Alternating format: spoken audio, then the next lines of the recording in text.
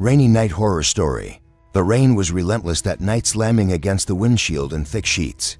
As David drove along the winding, tree-lined stretch of Route 9, the radio crackled uselessly with static, and his wipers struggled to keep the view clear. It was past midnight, and he was already an hour late getting home from his night shift at the mill.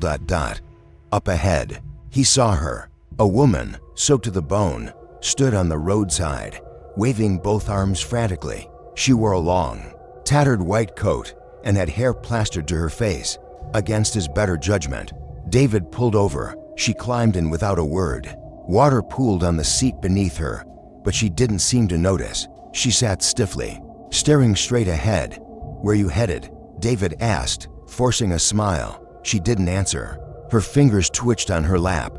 David cleared his throat. "You okay?" This time she turned her head slowly, unnaturally. Her eyes were too wide, too empty, and her mouth opened, but no sound came out. David's stomach dropped. The air in the truck turned cold, ice cold.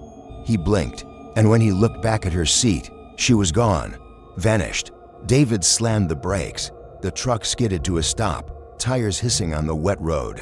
He flung open the door, heart hammering, and checked the back seat. Nothing. The seat was dry. No puddle, no trace. He got back in, shivering, and turned the key in the ignition. The radio crackled back. To life. Route 9, 15 years ago. Woman struck by truck during a storm, still reported by drivers. David froze. The voice was calm, matter of fact, like a news report. Drivers claim she gets in their vehicles, then disappears. The radio cut to static again. Lightning flashed, illuminating the rearview mirror. She was behind him, soaked, pale, grinning. David screamed. They found his truck in a ditch the next morning, still running, doors locked from the inside. No sign of David, only a woman's wet footprints leading away into the woods. They never found him, but every time it rains on Route 9, someone swears they see a woman in white by the roadside, waiting.